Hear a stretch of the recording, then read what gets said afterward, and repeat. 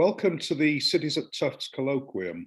Along with our partners Shareable and the Kresge Foundation, I'm Julian Adjaman, and together with my research assistants Perry Scheinbaum and Caitlin McLennan, we organise Cities at Tufts as a cross-disciplinary academic initiative which recognises Tufts University as a leader in urban studies, urban planning and sustainability issues. We'd like to acknowledge that Tufts University's Medford campus is located on colonised Wampanoag and Massachusetts traditional territory. Today, we're delighted to welcome Dr. Pascale Joassart-Marcelli. Pascale is a professor of geography and director of the urban studies and food studies programs at San Diego State University. And I have to say, I was in San Diego recently and I had a fantastic afternoon with Fernando Bosco, a colleague of Pascale's, being given a tour around some of the places that she's going to talk about in her talk today. Her research and focus is on urban poverty and social justice, with a particular interest in the urban geographies of food. Pascale's work emphasizes the role of food in sustaining immigrant communities, providing economic opportunities, and revitalizing low-income neighborhoods. Also draws attention to the relationship between food and gentrification, which I think is a fascinating nexus. Pascale's talk today is on the contested geographies of food, ethnicity, and gentrification. Some of you will notice that I am taking the opportunity to advertise my book, which is also about immigrants and food. So please excuse the crass marketing. Pascale, a Zoom-tastic welcome to Cities at Tufts colloquium. As usual, microphones off and send questions through the chat function. Pascale. Thank you, Julian, for the introduction and for inviting me to speak today. I'm going to try to share my screen to get started with the PowerPoint. It's coming in a second. There you go. All right. Well, so today I'm going to be talking about research that I've been conducting for the last 10 years or so, looking at the relationship between food, ethnicity, and place. And I'll be focusing specifically on gentrification. And as a geographer, I've been puzzled by the fact that affluent, primarily white, presumably culturally enlightened people are increasingly venturing in unlikely places in search of unique and authentic food, which is often described as ethnic food. And I'm talking about people going out to eat in low-income immigrant neighborhoods that have historically been neglected and stigmatized as poor and dangerous. It seems that in the current multicultural context of contemporary cities, ethnic food has become particularly appealing to foodies who use it to distinguish themselves by their adventurous, cosmopolitan, and omnivorous taste, and to urban placemakers who also rely on ethnic food to brand and market neighborhoods as vibrant and exciting place. And this realization came to me on a flight back from an academic conference where I had just presented work on Barrio Logan, immigrant low-income community in San Diego. And I was flipping through the airline magazine, and you can see the picture here on the screen. There was this article in United Airlines magazine encouraging people to go visit this hip and trendy neighborhood. And I just couldn't believe it, what was going on. So this type of phenomenon is raising some interesting questions about the relationship between food and place, and more specifically, the effect of newfound interest in ethnic food on places, communities, and the people associated with it. Does the popularity of ethnic food and quote unquote authentic food signal the emergence of a more inclusive city?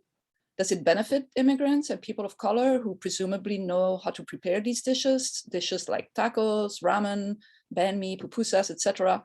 Or does it benefit outsiders? How does the influx of whites and more affluent residents or consumers rather, in search of ethnic food, does it change immigrant neighborhood? And in brief, does it promote gentrification? These are questions that I explore in two recent books, Food and Place, a volume that I edited with my colleague, Fernando Bosco, who would be remiss not to mention today, since he's been involved in a lot of the research that I've also done.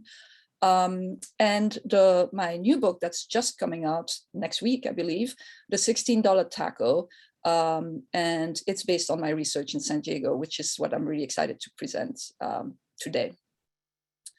So I believe that the notion of foodscape is useful to think about the relationship between food and place, and including food, ethnicity, and gentrification.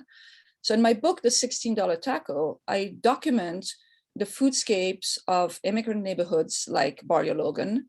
I explain how they've been transitioning from ethnic to cosmopolitan and describe the consequences of this transformation for the people who live there. The ethnic foodscape describes a neighborhood whose food environment is shaped by its history as an ethnic enclave and has evolved to meet the need of immigrants and people of color who live there and who are viewed as quote unquote ethnic, which typically means non-white or racialized other. And the cosmopolitan, in contrast, describe a more eclectic environment that is designed and curated to attract foodies and outside consumers. So let's talk a little bit more about this notion of foodscape. It consists of the physical, but also the symbolic, cultural, lived, imagined food environments. So it includes the built environment, restaurants, shops, gardens, markets, etc., but also the bodies and the objects within these environments, the cooks, the chefs, the street cards, the cookware, the recipes, the dishes, as well as the ideologies, the feelings, the imaginaries that are associated with these places. So things like taste, smells, but also notions of authenticity, tradition, domesticity, etc., are all part of this foodscape. So foodscape are always in flux. They are produced by the interaction of people and places, and our relationship to food and the meanings of food are embedded within foodscape. So what's interesting about focusing on foodscape is that it forces us to pay attention to the spatial structuring of everyday food practices and the sort of power relations that are underlying them, including questions of access and belonging in the foodscape. In the book, I spend a lot of time explaining how ethnic foodscape are socially and politically produced. On the one hand, they are produced by the everyday activities of residents, the immigrants who engage in ethnic entrepreneurship, the food workers, many of whom live in these areas, even if they work in other parts of the city, the street vendors, the mothers who might cook traditional food to stay connected to their homeland while at the same time creating new homes in a new place, the residents who shop there and sometimes grow food together in community gardens. The built environment reflects their activities. On the other hand, ethnic foodscapes are also shaped by forces that unfold at larger scales, including citywide residential segregation, national labor market dynamics, and global migration. Many immigrant neighborhoods are considered food deserts, even though they have a diversity of small, formal, and informal food businesses, which is interesting because that's a reality that is often written off by the notion of desert, which suggests an absence of food. But food deserts do not emerge suddenly or randomly or naturally. They're the results of economic and political decisions, such as zoning, racial covenant, redlining, etc., that cause certain neighborhoods to be neglected or abandoned by investors, including food retailers.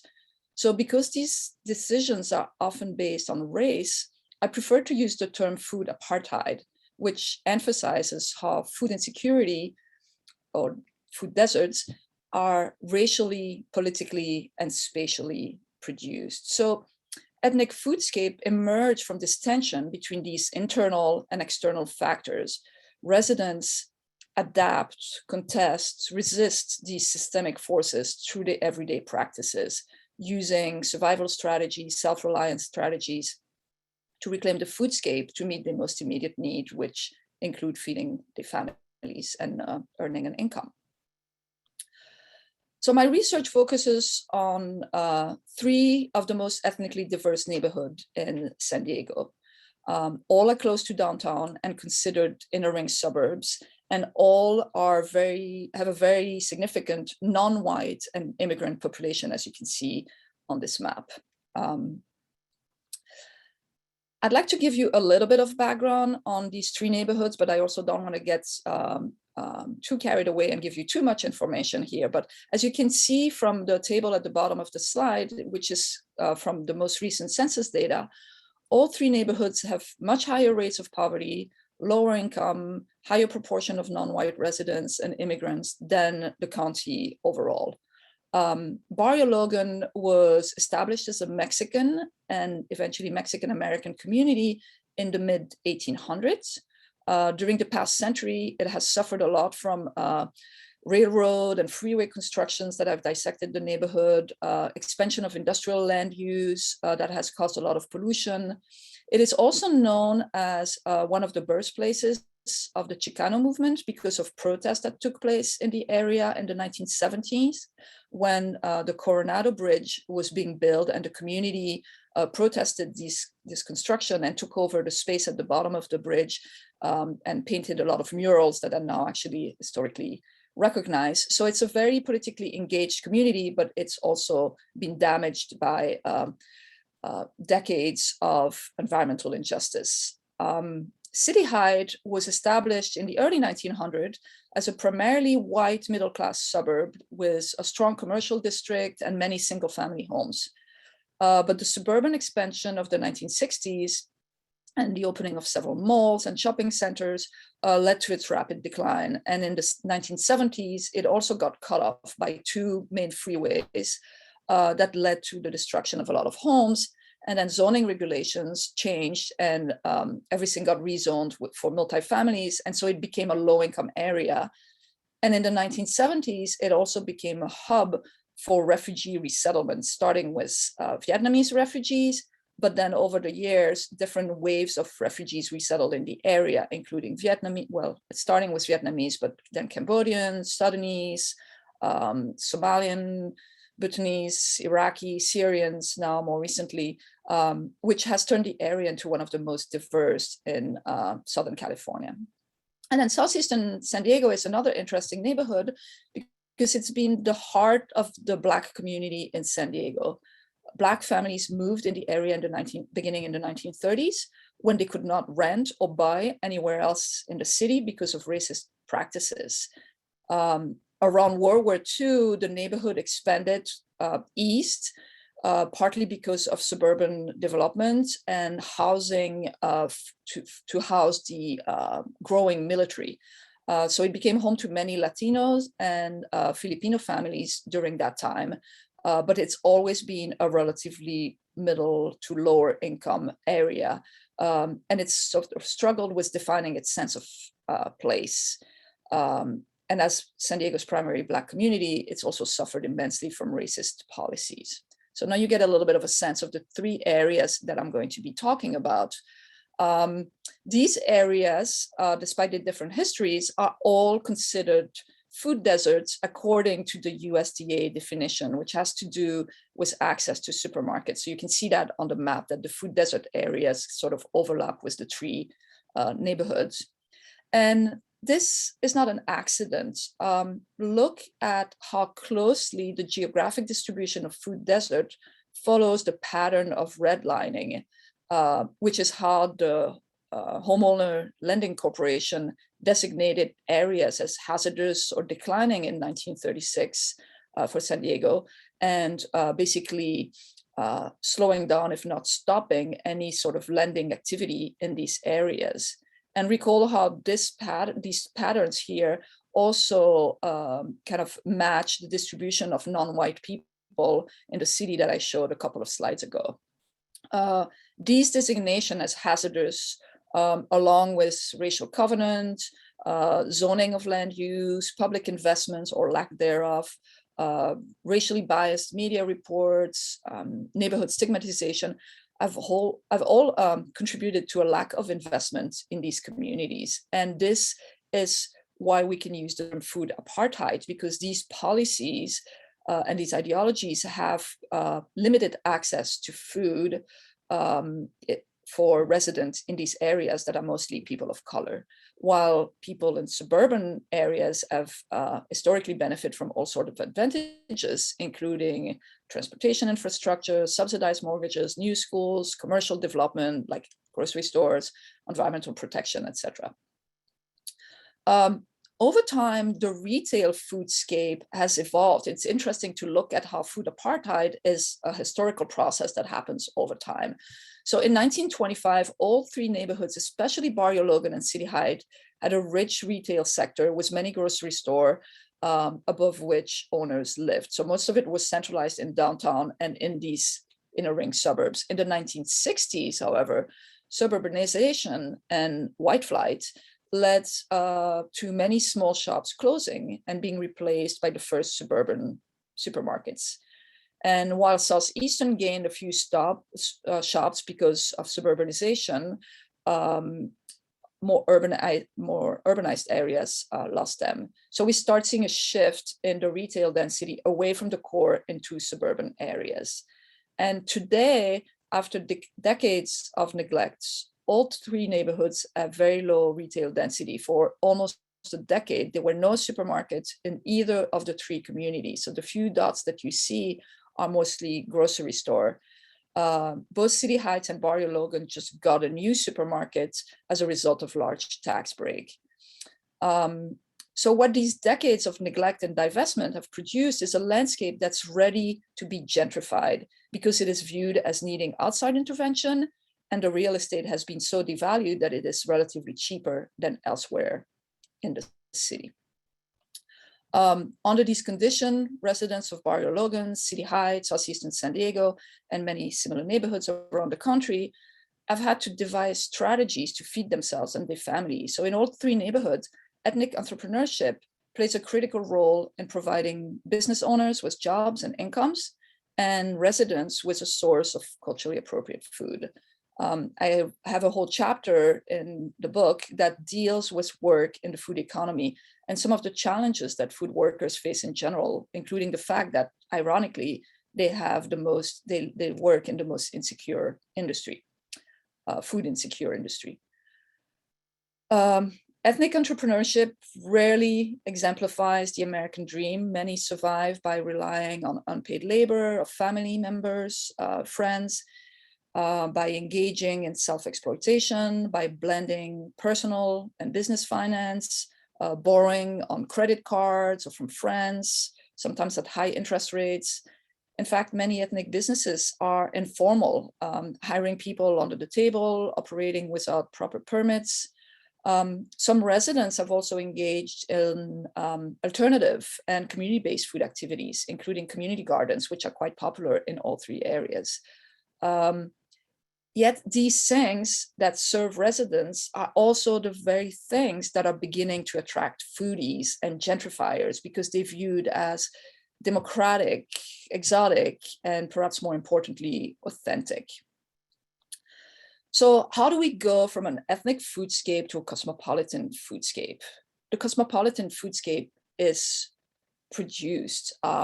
There seems to be a newfound interest in neighborhoods like City Heights, Barrio Logan, Southeastern San Diego, as well as similar immigrant neighborhoods and historically neglected communities of color in many cities across the United States. That includes in the Boston area, for example, I'm sure you're familiar with Jamaica Plains and East Somerville, Boyle Heights in Los Angeles, the Mission Districts in San Francisco, Williamsburg in Brooklyn, Pilsen in Chicago, East Austin, etc. There's a long list. And all of these neighborhoods are characterized by a thriving food scene, which is probably becoming more cosmopolitan than ethnic. But people don't just go there because of changing individual tastes. They pull to these neighborhoods by what I call the urban food machine. So this idea is inspired by Harvey Mollich's notion of urban growth machine, which emphasizes how powerful stakeholders, with a shared interest in urban growth shape cities. And similarly, I argue that developers, planners, real estate agents, the media, architects, the tourism industry, restaurateurs, public agencies, and even nonprofits and grassroots organizations work together to create and commodify attractive foodscapes. In a way, they form a loose coalition, even though they have slightly different interests, but they use and promote food as a path to urban revitalization and development. This is what I call gastro development, using food projects to promote urban revitalization and development. So this model also aligns with neoliberal urban governance to the extent that it's based on entrepreneurship, and it views the role of the government as encouraging projects such as restaurant districts, food halls, farmers markets, and even urban agriculture, rather than investing directly in infrastructure, housing, jobs, social safety nets, etc. The cosmopolitan foodscape is produced materially through the creation of new spaces, which I'll describe in a moment, but as importantly, it's also produced discursively as new narratives about these places emerge, including perception of them as best for foodies destination. By painting a new image of ethnic neighborhoods through their food, the media contribute to changing geographic imaginaries and attracting newcomers. So that includes lifestyle and food magazines that rate restaurants and draw attention to authentic food and best places for foodies. Tourism authorities that provide tips on where to go to discover the best food and the most vibrant, that's a very common term, foodscape. Real estate brochures and magazines that describe these communities as the next best place to live. Local media that love stories about up and coming neighborhood, even though until then, they really contributed to the negative image by only reporting on crime and poverty. Professional restaurant reviews and platforms like Eater, The Infatuation, Zagat, Time Out, etc., also influence consumer perspectives and change opinion about neighborhoods. Even though they continue to emphasize more traditional dining and areas like downtown and the beach community, they occasionally venture in new territory as well. So these descriptions, however, often clash with the notion of food desert and with the everyday experiences of immigrants and people of color and low-income people who have lived in these neighborhoods long before they became popular, and where they've had to struggle with food insecurity, limited food access, and low-wage work in the cultural food economy. In fact, these residents are often absent and erased from most of these narratives, whether as consumers or as producers. Social media also plays a key role too in sharing information about the newly discovered, exciting, and authentic places. In fact, they act like a sort of megaphone for young, white, college-educated, relatively mobile and affluent people that sort of represents the gentrifier. In my book, I dedicate a whole chapter to narratives of cosmopolitan foodscapes based on spending a lot of time looking at Yelp reviews and showing the many biases they contain. So one of the most common themes that emerges from reviews of restaurants in these three study neighborhoods is the idea of hole in the wall, hidden gem that must be discovered, as if these areas are lacking in exciting food.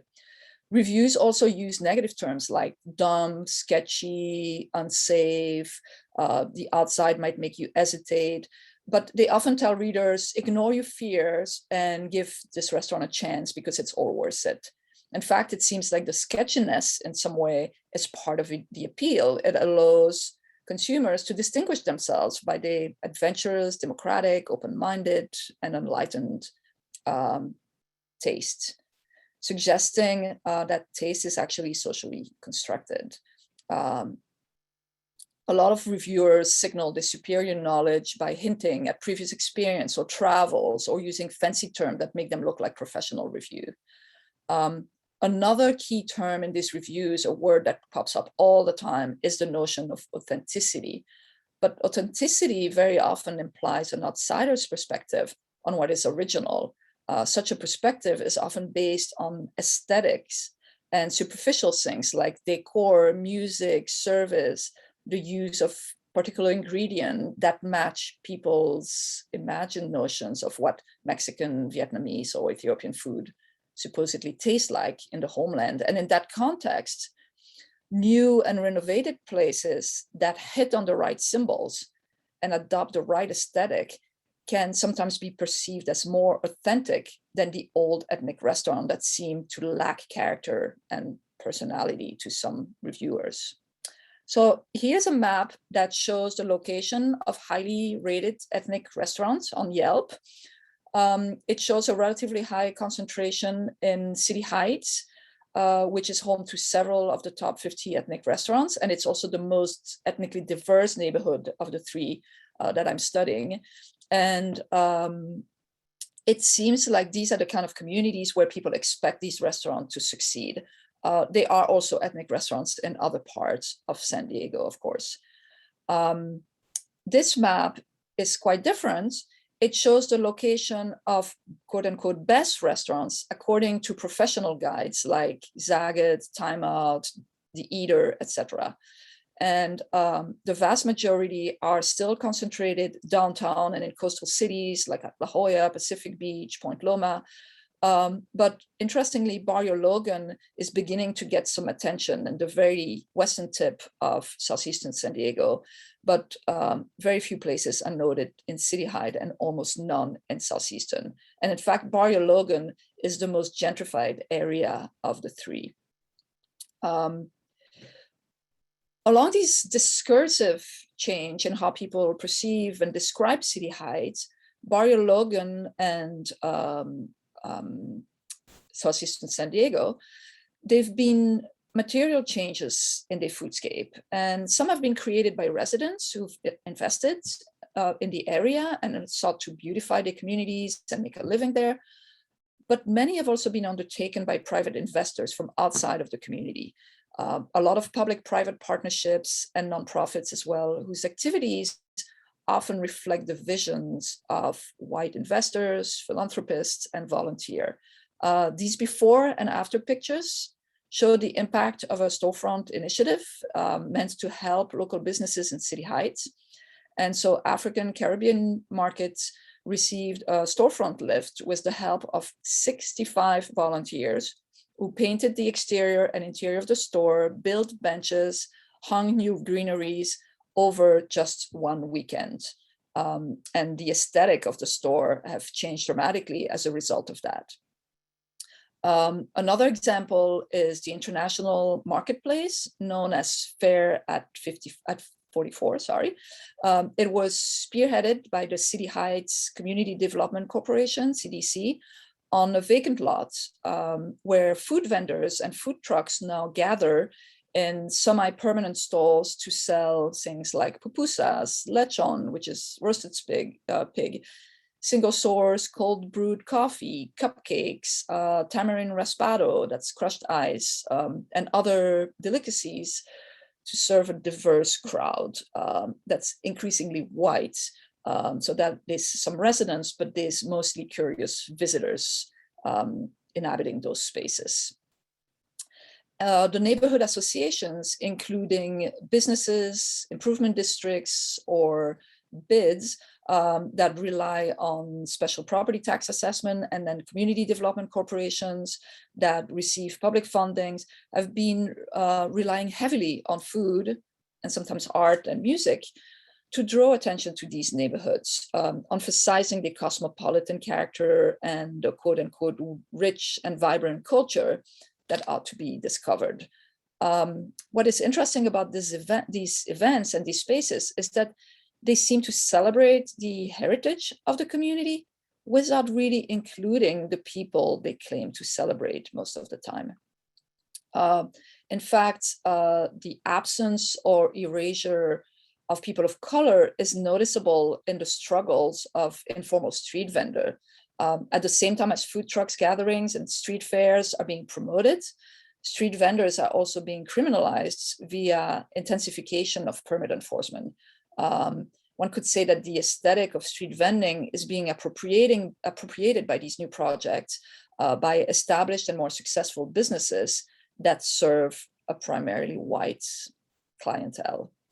So this brings me back to my original question about the effects of cosmopolitanization of the foodscape on long-time residents.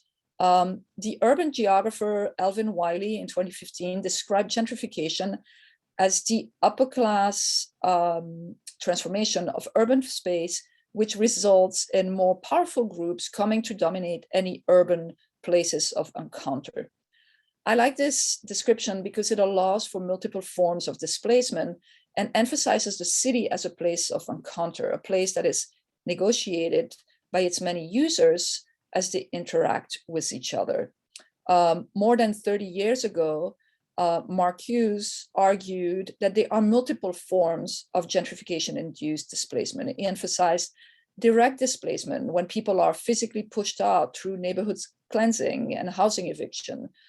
This exclusionary displacement when people decide to move out or stop trying to move in because of rising rents and housing costs and a limited supply of affordable housing.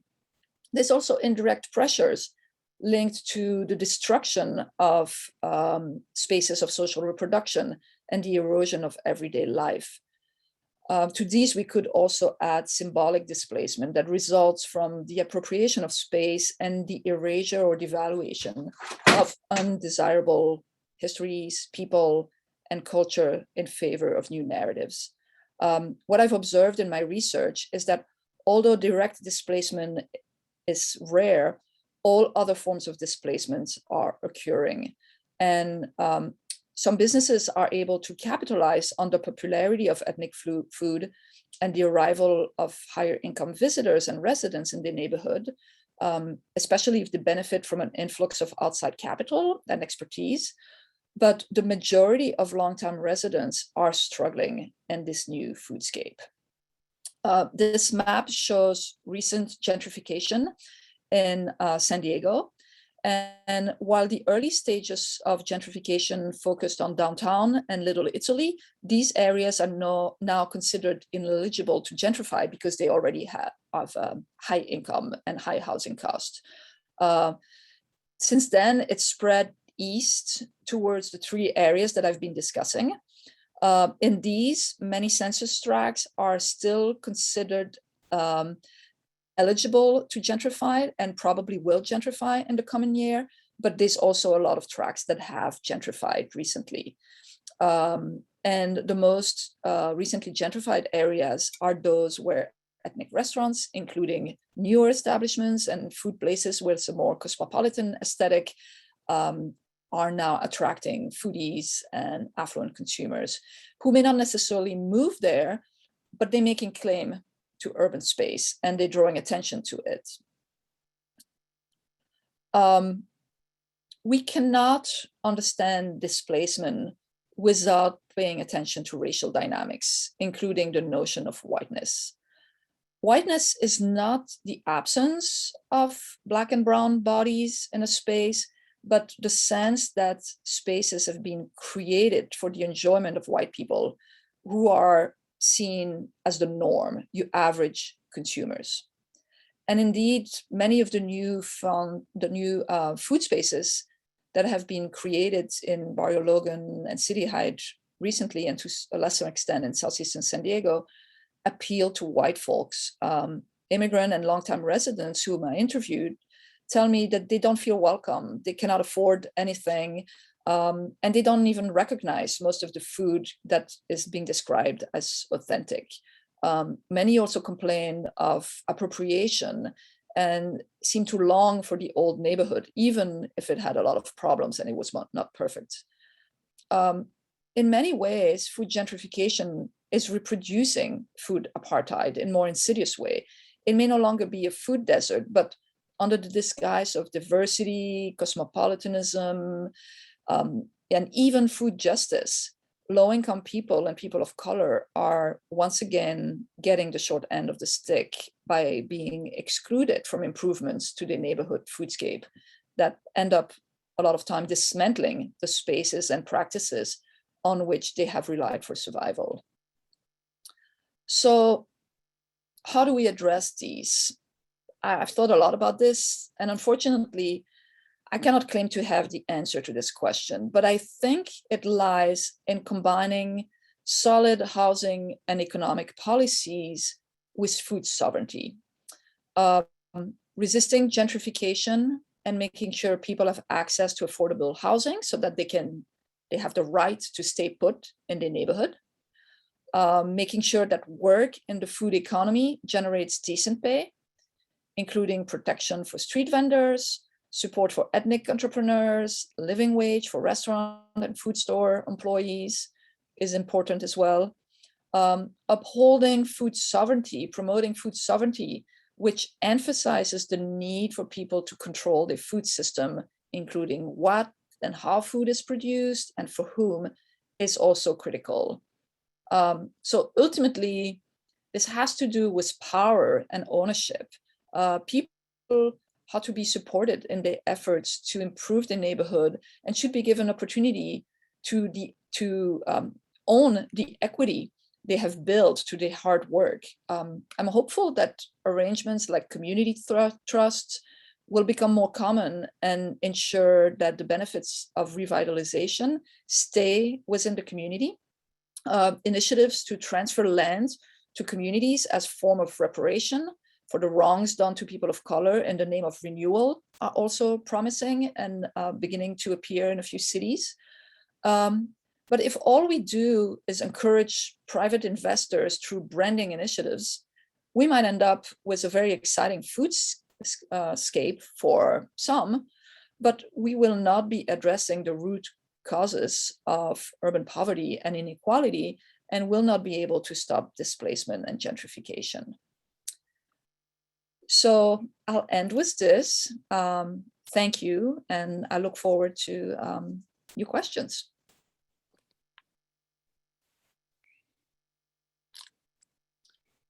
Well, thank you, Pascale, for a fascinating talk. Can we unshare the screen? Is that possible? Yes. Great, thank you.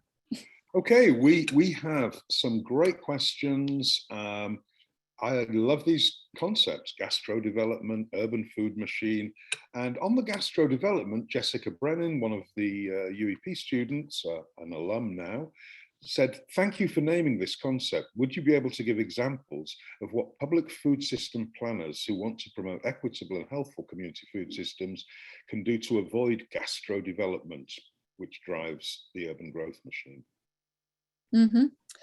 Well, I think what I discuss at the end with food sovereignty is really the way that we can try to prevent that. And a lot of this has to do with ownership.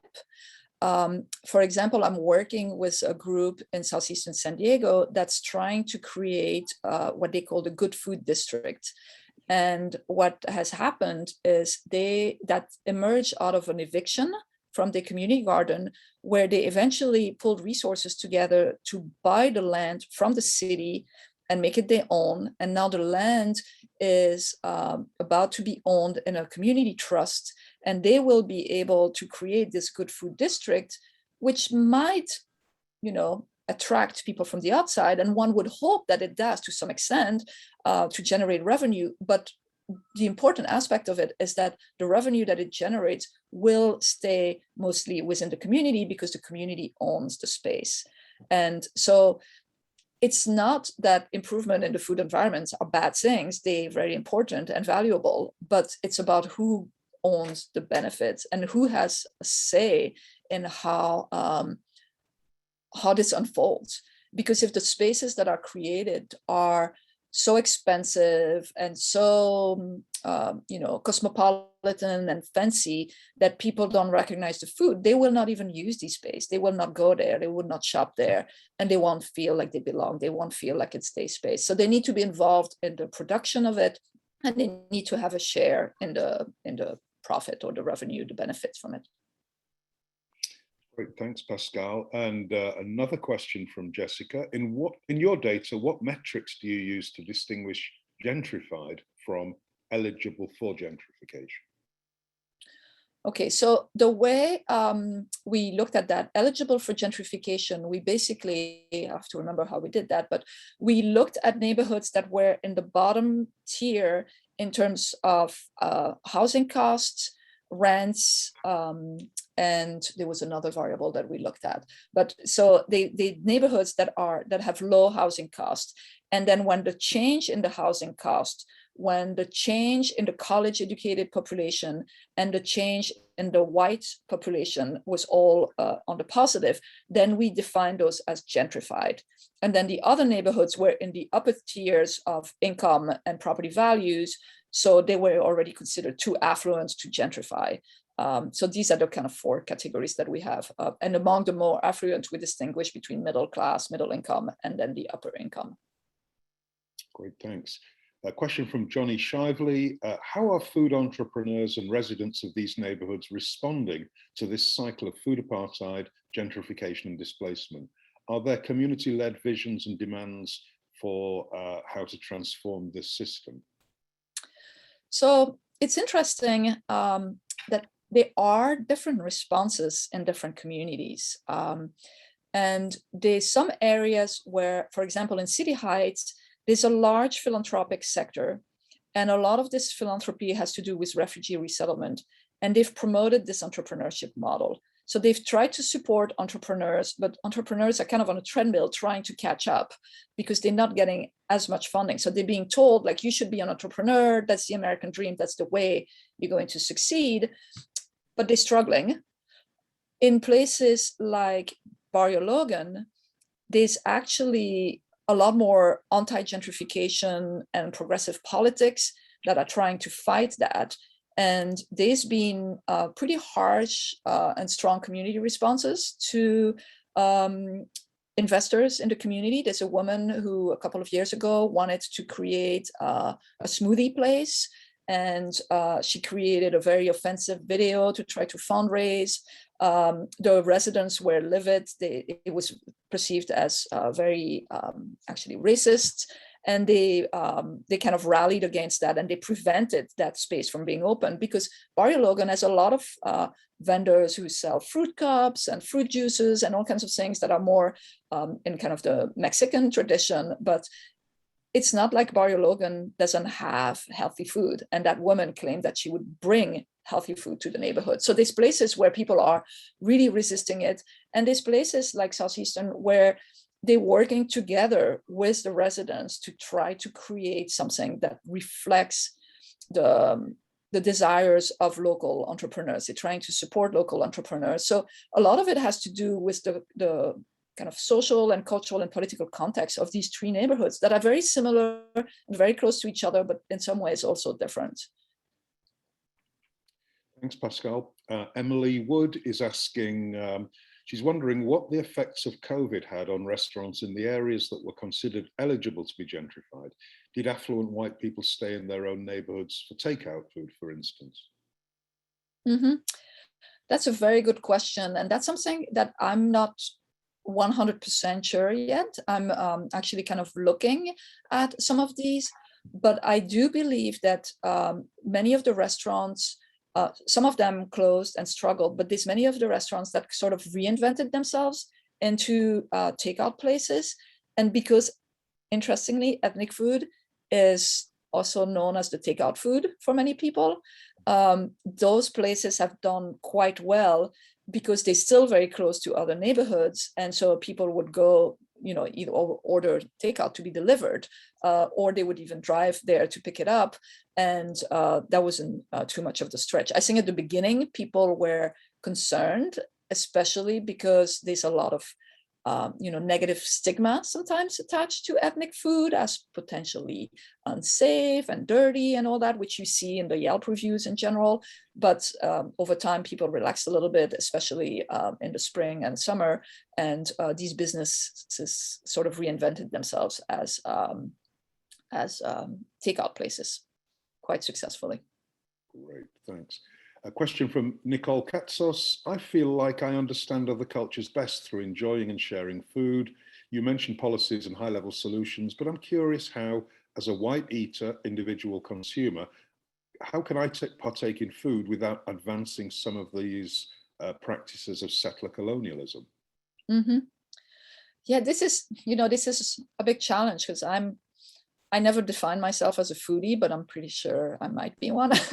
And I do engage in these behavior. I go to all these places and I love it. And I think what's important is to be aware of what you're doing and to ask questions as well. When you go to a business, to a restaurant, talk to people, ask them, where they get their food, where the recipe comes from, try to find out also about, how workers are being paid and whether they're getting living wages and these kinds of things. Like there's a lot of questions that can be asked, and there's a lot of information that's also available out there about businesses that really represent the community, as opposed to the ones that are, maybe a famous restaurant from downtown that decided to open a satellite taco place in the middle of Barrio Logan because they think that they can attract tourists there. And you can learn about these things. You can learn the difference between a truly authentic place and a kind of fake authentic place in some ways, and learn to support businesses.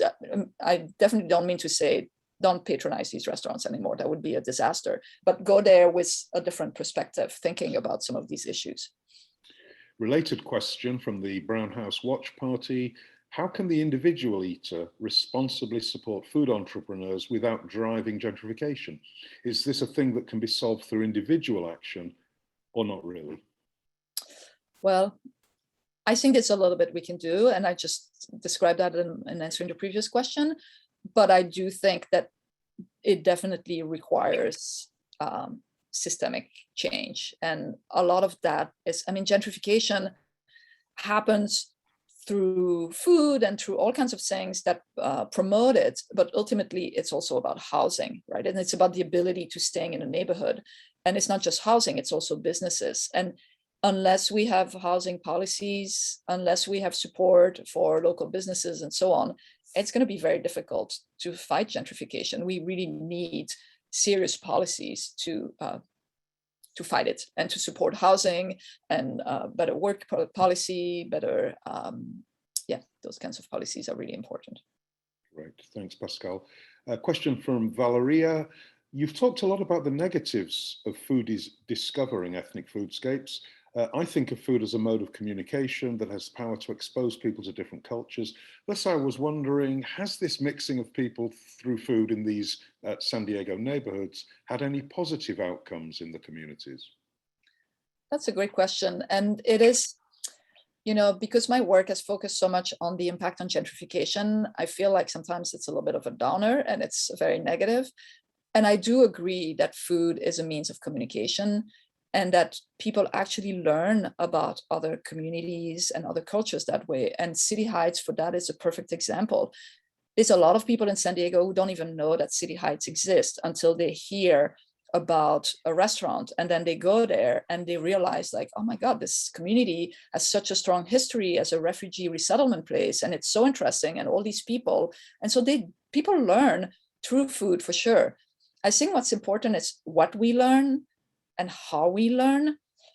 Sometimes the problem with food is that sometimes we learn sort of a whitewashed version of history, or a commodified package, that's very celebratory. And we don't always learn about the struggle and the difficulties. And as I was saying in my talk, a lot of time, the people behind the food and the stories are sort of erased from the narratives that you see, even when you're sharing food with people. Because a lot of time you're sharing, but you're not actually really you're eating their food, but you're not sharing it with them. You're not sitting down at the table with them. They're not talking to you about their lives and their struggles. You're sharing it with your friends.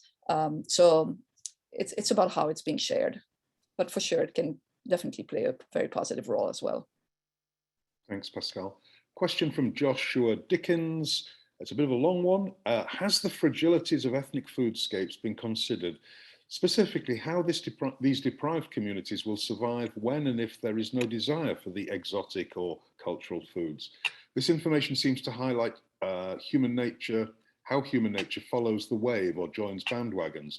I see many parallels between the mass fascination attraction to these ethnic foodscapes and a recent trend to support Black business or buy Black during the initial periods of the pandemic. And that momentum has effectively subsided. Any thoughts on that? Yes, I mean, that's definitely something that's happening and will be happening. You know, I think quote unquote ethnic food, when you define it very broadly, has been popular for a long time. What's changing is maybe the focus on more authentic and maybe more unique. People don't just want the taco, but they also want things that are a little bit more obscure and lesser known. So yes, I mean, think about, it's not really considered ethnic, but think about the Irish pub, right? The Irish pub, that sort of commodified experience of what it looks like is disappearing from most US cities because it's been exaggerated, right? It's absolutely not authentic. And I think that the same kind of thing could happen to all kinds of food. It can become mainstream and it can lose its appeal.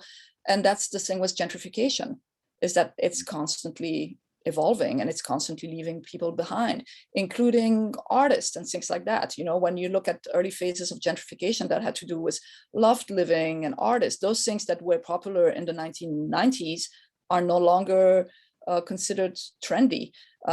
Things keep changing, they keep evolving. And that's the way gentrification works. It always works by eliminating something and replacing it with something else. So more influx of capital, new things that will excite investors and attract visitors and potentially home buyers. Yes, it's an endless cycle. Thanks. The Brown House Watch Party has another question. Have you noticed that this idea of authenticity has restricted ethnic entrepreneurs from working on ideas outside of what is considered their domain? Sure. Yeah, that's a very good point.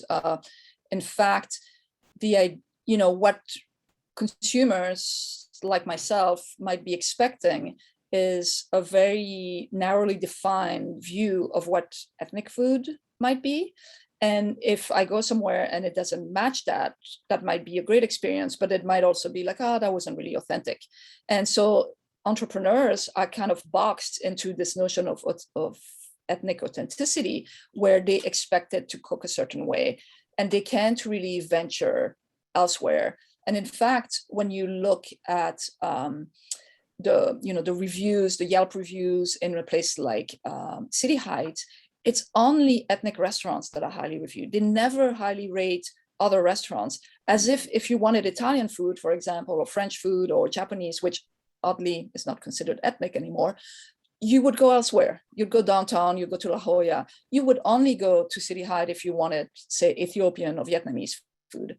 So that constrained these ethnic entrepreneurs to not only cook that type of food, but also to do it in a traditional / authentic way to attract customers. So that's definitely very constraining. And there's actually been a lot of interesting articles and op-ed written recently about we should just get rid of the term ethnic food. And so I use it because I can't think of a better term to describe what I'm talking about, but it's definitely something that needs to be problematized and looked at carefully. You know, what is ethnic? It's not necessarily a good term to be using. People have been talking about getting rid of ethnic full aisles in grocery stores. That's another interesting thing, right? Why do we put Mexican, Chinese, whatever food in specific aisles? And then if we truly living in a cosmopolitan, open-minded society, then all of it would be mixed. Yeah. Right. Yeah. Thank you, Pascale. So last question from Jenna Van Holten. We've seen individuals benefit from mobile food distribution greatly, especially during the global pandemic. Have you sensed more urgency around the presence of mobile food distribution opportunities in San Diego when talking about elevating food apartheid? Yes, actually, one of the organizations I work with in Southeastern San Diego just got food truck to use as a mobile farmers market. and they're putting stickers on them right now. And in a couple of weeks, we're going to start, well, they're going to start using this truck to sell locally grown produce throughout the area. And so that's something that's happening and that's exciting. But again, there's always that same tension between these food trucks that are permitted, that are allowed to travel from place to place, are they serving the needs of residents? And I think in the case that I just provided, they are, because it's run by a local nonprofit, it's getting the food from local growers and so on. So it's really for the community, by the community, but there are also plenty of examples of mobile vendors who are not always for the community, by the community. And many of them continue to be criminalized if they don't have permits. So that's a very interesting tension that exists there. Well, we could go on, Pascale. This has been a fascinating talk. I'm sure everybody has really had some great insights. And, you know, when you're talking about San Diego, I'm partly thinking about, you know, Boston, or 20 years ago when I lived in London. And these processes are not just restricted to, you know, certain places. These processes are happening. And I really like the way that you're thinking about this as, you know, as part of a process. And it's fascinating. So a warm UEP thank you, please, to Pascale. Thank you. Thank you for having me. And next week, we have Dr. Kofi Boone from North Carolina State University, who will talk about the Commons, Land, Property, Information, and Landscape Agency. Again, thanks, Pascale, and we'll see you next week. Thank you. Bye-bye.